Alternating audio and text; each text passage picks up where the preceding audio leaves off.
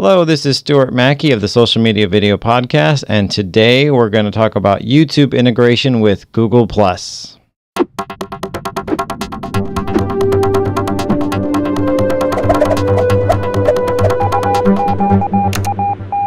So I've been saying for a while that the right way and the best way to create a YouTube channel is to first have a Google+ page. And here we are logged in as the socialmediavideopodcast.com page, and you can see this is the actual profile page for the account, and you can see the about of the account, you can see the posts, you can see the YouTube channel. So if I have videos on my YouTube channel, they show up here right on the Google Plus page without even going to YouTube. So if you want to edit those YouTube videos, you can click this link and it goes to the YouTube channel. When you switch to YouTube, YouTube may not continue to be logged in as your account. So if you look up here in the upper right hand corner, you can see that's my personal profile. So again, it's kind of confusing in some ways. In order to manage your YouTube, you have to go again up here to the thing, click your profile picture, it's an extra click, you click switch account, and then you scroll to the account. And unlike the way to tell the difference between a personal account and a page is personal accounts will show the email address, your Gmail address underneath, but the pages will not show the page underneath. So because you can see that there's two social media video profiles here. This is a Gmail address I created for the account, and this is the actual page. So I click the page, and it shows the home feed for the Social Media Video Podcast YouTube channel. You can see I have a link to the website, I have a link to Google Plus and the Facebook account and our Pinterest account. And it has the matching artwork, which is again sized differently. Now your profile picture is carried over from Google Plus. You cannot change it on YouTube to be different from your profile on Google Plus. That is the one thing you can't change. However, everything else can change because the sizes and such are different. So in the show notes for this episode, I will have a link to a template you can download directly from Google that shows you how to create a profile picture and a cover photo that match the right dimensions. And you'll find it's very odd, the sizes, but if you read the descriptions about why the size is the way it is, it'll make a lot more sense. The things you can do from your page is you can click this pencil and edit the links or edit the channel art. So the links are down here, and I'm going to go ahead and show you this. It's already filled out on this page, but what's nice is the reason why they're able to have the little profiles for the Facebook and such is this is a custom link. So this is whatever you want, and this is the URL you want to go to. Below that are social links, and you can see that Google Plus is here and there's a URL, but it's grayed out because it's automatically associated with a Google Plus page that you created. And then down below, you can show links to your other accounts. So I have Facebook and the URL for my Facebook page. I have Twitter and the URL for Twitter. And I have Pinterest and the URL for Pinterest. And if you click add, you can see there are lots of other places you can link to. You can link to a LinkedIn page. You can link to Instagram. You can link to an iTunes account.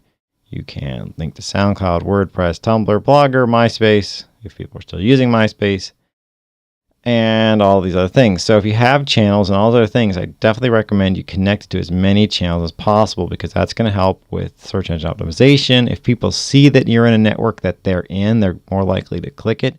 Whereas say someone's not on Tumblr, then if you only have a link to your Tumblr, people aren't going to add Tumblr if they're not a Tumblr user. So I'm going to delete that, because that really is all the networks I'm involved in for this account and that I want people to be aware of. So I can't cancel. So I haven't changed anything yet because mostly this account profile is complete. But there's a few other things you can change and look at. So if you go up here to the top and you click the name, you get this pop-down menu. And there's several things you can do from there. You can look at your channel, which we're already on. You can manage the videos, which allows you to see all the videos you've uploaded, whether they're private or public, and change their settings. You can see the subscriptions that I've subscribed to as this account, or I can go to YouTube settings. And then over here to the right, you can see there's ways to connect to your Google Plus and manage that stuff, because again, they are connected. So what I'm going to do is I'm going to click YouTube settings and show you some of the real power here in YouTube. So There's this banner here that asks if you want to monetize. I have not added that because I do not want to have commercials on the page yet. You can change the name. Again, you can't change that here on YouTube because this is associated with a Google Plus account. And here you can add or remove managers. Again, this will open Google Plus and allow you to do it from there. Connected accounts is you can connect this account to a Facebook and a Twitter. So whenever you post a video on your YouTube channel, it'll automatically push to your Facebook and your Twitter. However, what I don't like about the Facebook part is it's connecting to a personal Facebook and not a page. So there isn't really a way directly in YouTube to connect a YouTube video to a business page. There are other tools outside of YouTube and Facebook that do allow you to do this, and that will perhaps be the content of another episode coming in the future. You can, however, because Twitter all acts the same, Twitter doesn't really have a distinction between a personal and a business profile. You can connect your Twitter account directly. Now, I do not have it connected because what I'd like to do is I like to drive traffic to the actual Social Media Video Podcast website. And so all of the content from the website is shared to all the social media channels, driving the traffic to the website, which again is part of the reason why I don't need to monetize here, because if I wanted to monetize, I could place ads on the website. So we're going to continue going through these settings. Privacy is, this depends on your personal preference. What I do is when you're on YouTube, if you're watching YouTube's for your own self, be careful that you're not logged in as your page when you click the thumbs up or write a comment. Unless, of course, you're trying to do it as a personal profile. So always, I like that they show the icon here. So that's why it's important to have a profile pic. A, for social, it's going to look better. But B, it's a quick reference to see, oh, look, I'm logged in as this account. This is another privacy setting. So if you want to not be a public YouTube channel, that you only want people that you know to find it, you can click that here. And then you can change some settings about advertising. Under email, you can set up whether any other YouTube channels that you subscribe to have new content, whether they've uploaded something, whether a video you've uploaded is complete, whether someone leaves a comment, etc., etc., etc. So you need to kind of customize these your settings, especially if you're managing more than one YouTube channel. Like if you have a business YouTube channel and your personal YouTube channel, like you can quickly get way too much email from Google and YouTube that you're going to just go crazy. So carefully consider what you have checked here and what you don't. Under playback, these are more playback settings for you as you're using YouTube. In other words, it'll allow, like if I'm watching a YouTube video, I can force it to always play the HD version.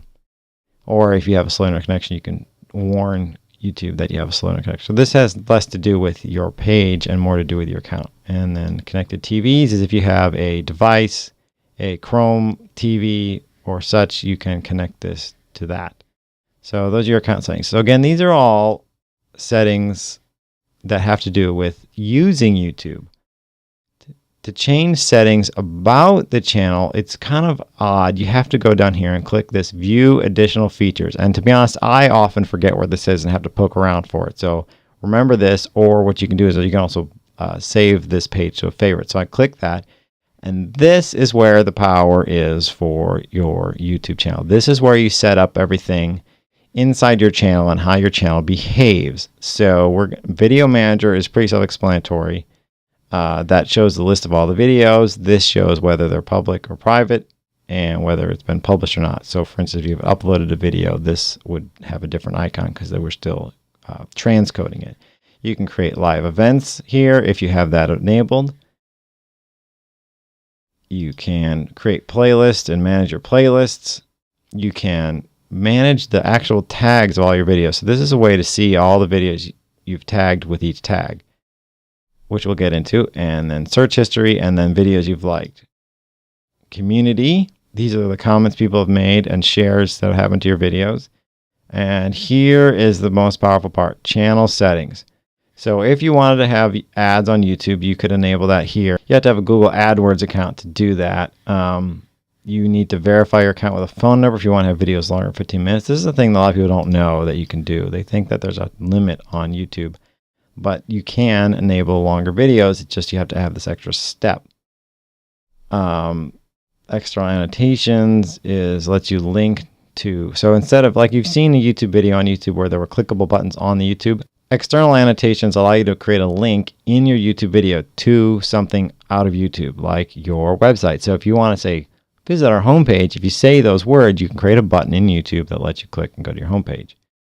Custom thumbnails, that is very, very important. You want to definitely have that enabled so that you can change the thumbnail instead of the randomly generated one from YouTube. You can actually create a custom one, which is really nice to do, and put the text on it of the title. Paid subscriptions, you have to have more, you have to have monetization enabled, and then you also have to have more than a certain number of subscribers in order to allow paid subscriptions. This is if you had uploaded something with copyrighted music or such and it was flagged, this would be a different color, and it would you'd have to comment on it and dispute it and such, which I've had to do, not with this account, but with some other accounts.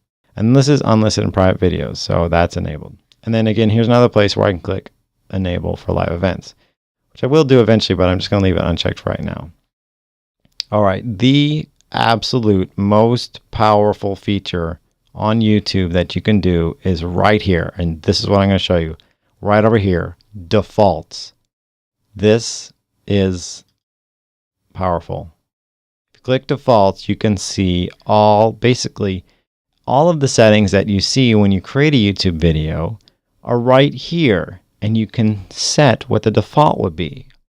You can set that the default when you upload a video is that it's going to be public. You can set the default category to be what you want the default category to be.